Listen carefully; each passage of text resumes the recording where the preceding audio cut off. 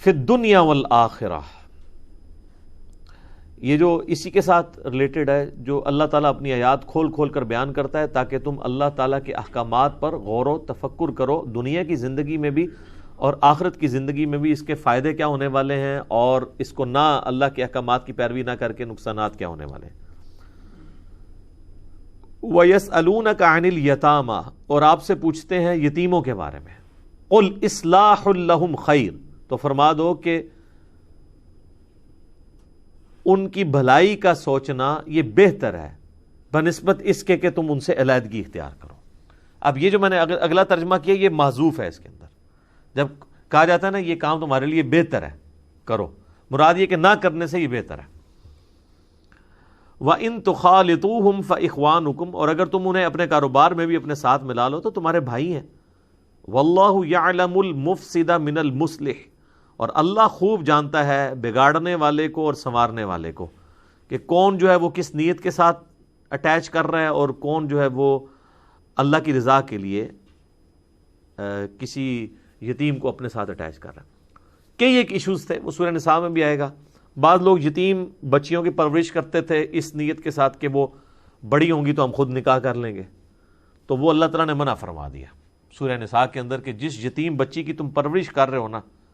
اس سے تم نے نکاح نہیں کرنا۔ شرعاً نکاح جائز ہے لیکن کرنا اس لیے نہیں ہے کہ اس کا ولی کوئی نہیں ہے، تو پھر اس کو کلیریفائی کیا گیا سورہ نساء کے اندر کہ تمہارا کام یہ ہے کہ یتیم بچیوں کی اگر پرورش کر رہے ہو نا تو تم ان کے ولی بنو، اور ولی بن کے ان کا نکاح کسی اور کے ساتھ کرو، تاکہ اگر وہاں سے ان کو کوئی ظلم ان پہ کرتا ہے یا چھوڑتا ہے تو ان کے پاس پیچھے گھر ہو آنے کا، اور اگر تم نے خود ہی اپنے عقد میں لے لی اور تم نے ان پہ ظلم ڈھایا تو ان کے لیے تو جائے پناہ ہی کوئی نہیں ہوگی۔ کتنی حکمت ہے اس کے اندر۔ تو ایک حلال کام کو بھی بین کر دیا گیا کہ جس بچی کی پرورش تم کر رہے ہو تم خود اس سے نکاح نہیں کرو گے۔ یہ جو ایج کے ڈفرینسز ہیں نا، یہ تو ہمارے سب کانٹیننٹ کے ایشوز ہیں نا۔ عرب کے لوگوں میں تو یہ کوئی نہیں ہوتا تھا، ایک 50 سال کا ہے وہ 10-12 سال جو بالغ بچی اس سے شادی کر سکتا تھا، 15 سال کی، تو اس لیے کوئی ایشو نہیں ہوا کرتا تھا۔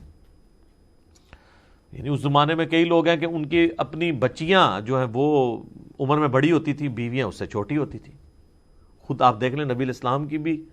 جو زوجہ ہیں سیدہ عائشہ، ان کی عمر سیدہ فاطمہ سے کم تھی،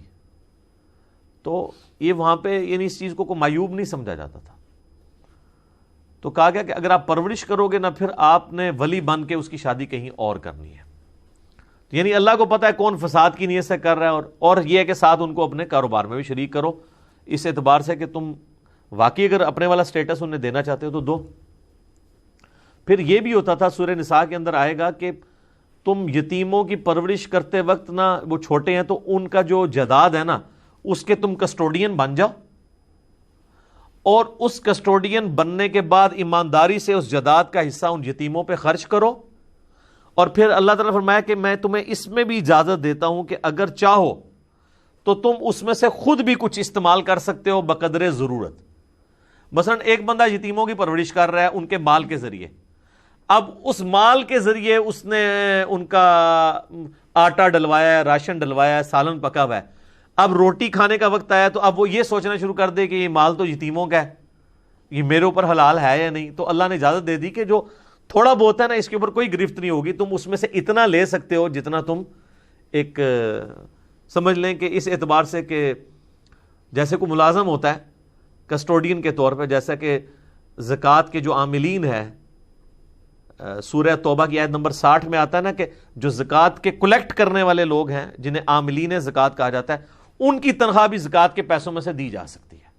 کیونکہ وہ کلیکٹ کر رہے ہیں۔ اسی طریقے سے جو یتیموں کی پرورش کر رہے ہیں نا وہ یتیموں کے مال میں سے بقدر ضرورت لے سکتے ہیں اگر وہ خود ضرورت مند ہے، لیکن یہ نہ ہو کہ سارا مال ہی ہڑپ کر جائے۔ اور پھر کہا گیا جیسے وہ بالغ ہوں اور اس قابل ہوں کہ مال سنبھال سکتے ہیں پھر ان کے ہینڈ اوور کرو۔ اور پھر وہیں پر آیا تھا کہ جو لوگ یتیموں کا مال ناحق ہڑپ کرتے ہیں وہ اپنے پیٹوں میں دوزخ کی آگ بھر رہے ہیں۔ دنیا میں تو نہیں پتہ چلے گا، یہ ڈورمنٹ آگ ہے، کیونکہ دنیا میں صرف فزیکل لاز ایکٹیو ہیں۔ کوئلہ رکھیں گے زبان پہ، زبان جل جائے گی، حرام کا مال رکھنے سے نہیں جلے گی۔ آخرت میں یہ فزیکل لاز جو ہے نا وہ یہ جو مورل لاز ہیں وہ ایکٹیو ہو جائیں گے ڈورمنٹ سے۔ تو دنیا میں جس نے کھایا ہوگا تو اس کے ساتھ وہ معاملہ ہو جائے گا، اس کے پیٹ میں وہ دوزخ کی آگ بن کے جل رہی ہوگی، بولے اعوذ باللہ تعالی اللہم اجرنا من النار۔ تو بیسیکلی آپ دیکھیں اللہ تعالیٰ جتنے بھی قوانین کا ذکر کرتا ہے نا، خوف خدا اس میں ضرور دلا رہا ہے کہ اللہ تعالیٰ کو پتا ہے کہ یہ جو تم اتنی نیکی کر رہے ہو نا ان کے ساتھ، وہ کس چکر میں کر رہے ہو۔ کئی لوگ ہیں نا وہ یتیموں کے ساتھ اٹیچ ہوتے ہیں اور کہتے ہیں جی ہم یہ کریں گے، تو کچھ عرصے بعد پتہ چلتا ہے کہ وہ جداد ہی انہوں نے ہتھیار لی ہے ان کی، ٹھیک ہے، یا کوئی اور ایکٹیویٹی پرفارم کر دیتے ہیں۔ تو اللہ تعالیٰ فرماتا ہے ہمیں یہ پتہ ہے کس نیت کے ساتھ اٹیچ ہو رہے ہو۔ اسی لیے دیکھیں جو سمجھدار لوگ ہیں آج کے زمانے میں، تو آپ سب کانٹیننٹ کے معاشرے میں اس طریقے سے کوئی اپنے ساتھ اٹیچ ہی نہیں ہونے دیتا، لوگوں کو ڈر لگ جاتا ہے۔ کتنی بیچاری بیوہ عورتیں ہوتی ہیں، کوئی بیچارہ اخلاص کے ساتھ بھی ان کا کوئی کام کرنے کی کوشش کرے نا، وہ ڈر جاتی ہیں، وہ صحیح ڈرتی ہیں۔ اور آپ دیکھیں کہ ایک مسلمان عورت ایک دوسرے مسلمان مرد کے شر سے ڈر رہی ہے، اور باقی وہ ایشو تو اس سب کانٹیننٹ کا اپنی جگہ ہے کہ ایک بیوہ یا طلاق یافتہ عورت کی دوسری شادی کو عیب سمجھا جاتا ہے۔ ورنہ اگر یہ قباحت ہمارے معاشرے سے ختم ہو جائے تو عورت کبھی بھی انسیکیور نہ اپنے آپ کو فیل کرے، شادی وہ کر لے تو پھر دوبارہ اس کو مرد کی ضرورت پڑ جائے۔ اور یہ جو عورتیں بھی اپنے مردوں کی قدر نہیں کرتی نا، میں ان سے بھی کہوں گا کہ یہ مرد جتنا بھی گیا گزرا ہونا چاہیے، نکھٹو بھی ہو، مرد کا ایک عورت کے سر پہ ہونا یہ خود اتنا بڑا شیلٹر ہے کہ یہ شیلٹر آپ کروڑوں روپے دے کے بھی حاصل نہیں کر سکتے۔ ایک تو اس کی جنسی ضرورت پوری ہونا، وہ تو بہت چھوٹی چیز ہے، اصل چیز یہ ہے کہ اس کے لیے ایک شیلٹر ہے۔ جس گھر کے اندر مرد ہوتا ہے وہاں پہ عورت جو ہے وہ ملکہ ہے، چاہے وہ مرد کچھ بھی نہیں کرتا، عورت کے پچھلوں کی کمائی کے اوپر ہی وہ گھر کے معاملات چل رہے ہوں یا عورت کے گھر والے سپورٹ کر رہے ہوں، تب بھی مرد کا ہونا بہت بڑی سپورٹ ہے۔ اکثر عورتیں ناشکری کر کے نا اس طرح کی بول دیتی ہیں کہ بھی تو کیا ادھر ویلا مسٹنڈا پھرتا ہے، تیری کیا ہے، لیکن پتہ نہیں ہے کہ مرد نہ رہے نا تو نہ آپ کی دولت کام آتی ہے نہ آپ کے رشتہ دار کام۔ یہ ساری کی ساری عیاشی، ایون اپنے پیسے پہ بھی یا اپنے میکے والوں کے پیسوں کے اوپر بھی عیاشی کا جو معاملہ ہے یہ ڈیپینڈنٹ ہوتا ہے کہ آپ کے سر کے اوپر مرد ہو۔ باقی تو بخاری مسلم کی حدیث ہے نا کہ نبی علیہ السلام فرمایا کہ اللہ تعالیٰ نے عورت کی ایک نیچر ایسی بنائی ہے کہ پوری زندگی اس کے ساتھ نیکی کرو نا، تب بھی تھوڑی سی تمہاری طرف سے اسے تکلیف پہنچے تو وہ کہے گی کہ جب سے میں تیرے عقد میں آئی ہوں میں نے سکھ کا ایک دن بھی نہیں دیکھا۔ یہ حقیقت بات ہے۔ اچھا، اور یہ چیز اس کے ایک تکیہ کلام کے طور پہ وقتی طور پہ وہ ٹیمپرامنٹ لوز کرتی ہے، اور اس کا طریقہ یہ ہے کہ جب اس کا موڈ ٹھیک ہو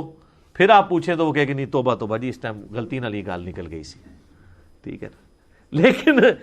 اسی اگلے لمحے اگر اسی دن کوئی اور لڑائی جھگڑا ہو پھر دوبارہ وہ کوٹیشن یونیورسل ٹروتھ ریپیٹ ہو جائے گا۔ یعنی ہمارے ساتھ تو ایسے ہوتا رہتا ہے، آپ لوگوں کا نہیں پتا، ٹھیک ہے۔ تو اس لیے نا عورتوں کے غصے کو بالکل نارمل لینا چاہیے۔ وہ اللہ تعالیٰ نے ان کے اندر سیفٹی والو رکھا ہے کہ وہ فوراً غصے کو بھول بھی جاتی ہے، کھوری نہیں ہوتی ہے، الا ماشاء اللہ، لیکن زیادہ تر ایسا نہیں ہوتا۔ تو اللہ تعالیٰ ہمارا ہمیں پتہ ہے کہ کون اصلاح کی نیت سے یتیموں کے ساتھ اٹیچ ہے اور کون اپنے چکر کے اندر ہے۔ وَلَوْ شَاءَ اللَّهُ لَأَعْنَتَكُمْ، اگر اللہ تعالیٰ چاہتا تمہیں مشکل میں بھی ڈال سکتا تھا۔ اب یہ جو جملہ ہے نا کہ اللہ چاہتا تمہیں مشکل میں بھی ڈال سکتا تھا، اس کے پیچھے وہی قیامت مضمر ہے جو میں اتنی دیر سے ڈسکس کر رہا ہوں کہ اللہ نے اجازت دے دی ہے کہ آپ یتیم کو اپنے ساتھ اٹیچ کر سکتے ہو، اس کے کھانے میں سے بقدر ضرورت لے سکتے ہو۔ اگر اللہ تعالیٰ یہ کام یعنی اگر کر دیتا کہ بھئی تم وہاں پہ جاؤ گے تو تم ان کا پنکھا نہیں چلا سکتے یا اس روٹی میں سے نہیں لے سکتے، اپنا ٹفن ساتھ باندھ کے لے کے جاؤ، تو کتنی مصیبت بن جاتی۔ اس سے یہ بات پتہ چلی کہ بعض لوگوں کو جو تھوڑے تھوڑے معاملات میں تقوی کا حیضہ ہو جاتا ہے نا، وہ بھی غلط ہے۔ اس کو تقوی بنا کے ہی پیش کرنا چاہیے، دینی حکم کے طور پہ نہیں پیش کرنا چاہیے۔ جیسا ہم اپنے خلفائے راشدین کے بارے میں کبھی کوٹ کر دیتے ہیں کہ جی وہ انہوں نے دیا جلایا ہوتا تھا جب کوئی حکومتی کام وہ کر رہے ہوتے تھے اور اچانک ان کا بیٹا آ گیا تو اس کو بجھا دیتے تھے۔ یہ جسٹ تقوی ہے، یہ ان کی ایکٹیویٹیز حلال و حرام کے کیٹیگری میں فال نہیں کرتی تھی۔ اور ویسے اللہ کے فضل سے جتنے لوگ یہ بیان کر رہے ہوتے ہیں نا، وہ تو ڈائریکٹ حرام کھا رہے ہوتے ہیں۔ مثالیں آپ کو یہ بیان کر رہے ہوتے ہیں اور خود وہ ڈائریکٹ حرام کھا رہے ہوتے ہیں۔ یہ کام کرنے کا تو انہوں نے سوچا بھی نہیں ہوتا، لیکن آپ کو اس چکر میں انہوں نے ڈالا ہوا ہوتا ہے، کیونکہ اکثر یہ آپ کو دیندار لوگ بتا رہے ہوتے ہیں نا، تو آپ دیکھیں وہ دیندار لوگ وہ ہوتے ہیں کہ جو مسجد میں اگر اے سی چلا ہو تو وہ ملازم کو ڈانٹ دیتے ہیں اور سخت گرمیوں میں بھی نہیں چلانے دیتے، اور آپ اگر سیڑھیاں چڑھ کے ان سے اجازت لے کے ان کے گھر میں چلے جائیں تو وہاں پہ 24 گھنٹے اے سی چل رہا ہوتا ہے، اور اس کا بل کون دے رہا ہوتا ہے؟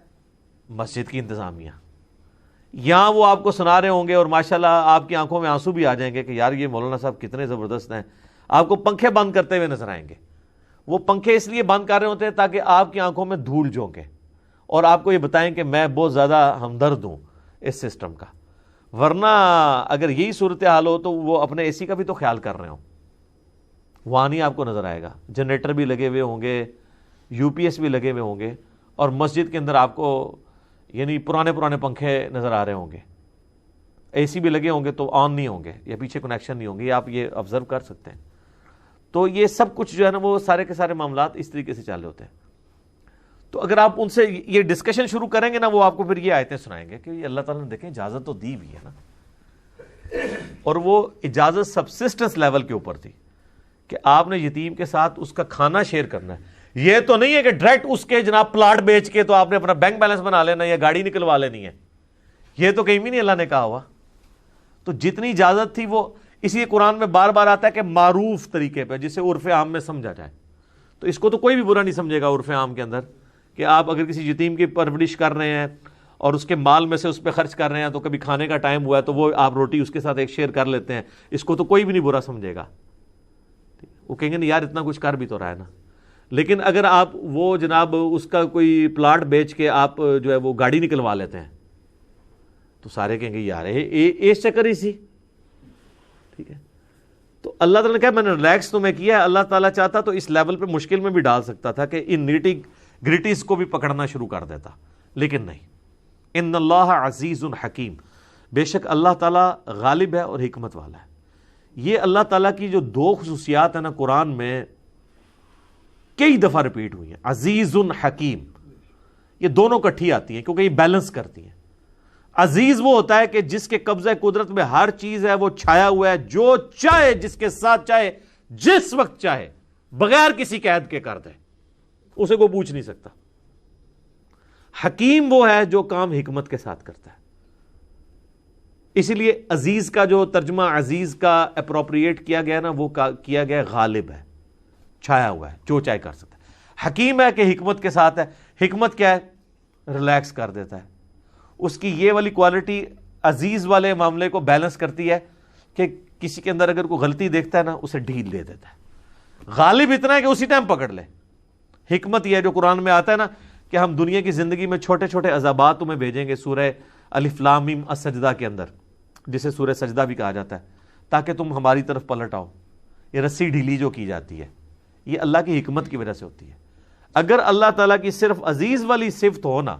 غالب ہونے والی، تو نقدی انسان کو جو ہے نا بدلہ دنیا میں ملنا شروع ہو جائے۔ یہ اس کی حکمت ہے، ڈھیل دیتا ہے کہ اچھا یہ ادھر کر رہا ہے، ڈنڈی مار رہا ہے، تھوڑا ٹائم دیتا ہوں شاید میری طرف پلٹ آئے، اور لوگ پلٹ بھی آتے ہیں۔